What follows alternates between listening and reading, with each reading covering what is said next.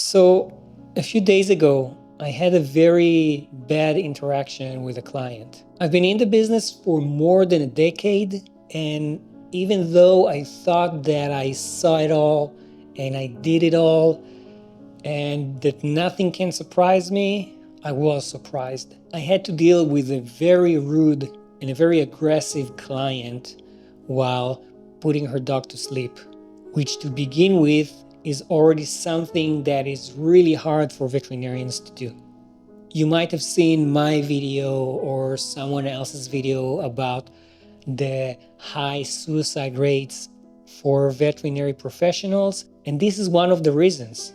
Us having to deal with taking animals and putting them to sleep instead of being able to help them, even if it is something that should be done, even if it is actually some kind of blessing to put that dog or cat or whatever patient to sleep.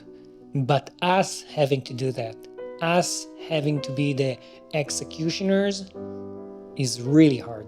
So when you take that situation and you had a client that's cursing and yelling and blaming you for doing something that you shouldn't have done, is really heartbreaking. It makes me, and I guess others, think 10 times if we should be in this business. Because it seems that no matter what we do, people will complain. People will blame us for wanting their money, for doing things that we shouldn't be doing, for making their animals suffer even more, even though we're actually only doing things that help them. Now again, I know she was grieving, and I know that every person would deal with their grief in a different way. But I'm sorry, this is just not an excuse to behave this way. Of course, my team was very supportive of me, and they did make me feel better than I did when it just happened. But you see, even though some time has passed since then,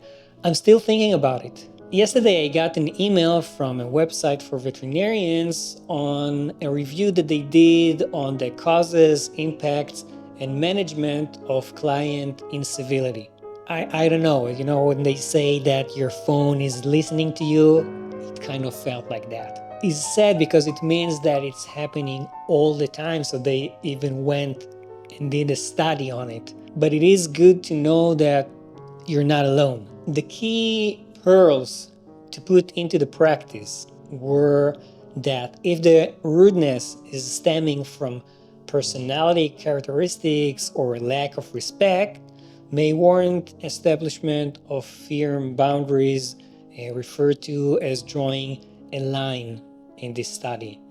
But behaviors that are rooted in worry about the patient, financial concerns, or guilt warrant empathy, calmness, and professionalism. In this case, if this was the only situation that this lady was being rude, then I would say she probably fits the second group of people. Someone who's behaving this way just because they care about their pet.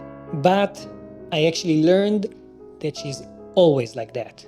Now, I'm not the clinic owner. I can't fire any client. But I can assure you that there's no way in hell that I'm gonna see this client ever again. And just in case you were wondering, I was professional this entire time, and I did explain to her that everything is going according to the book, that she shouldn't be afraid, that she shouldn't be worried. Yeah, there's not really a moral to this story.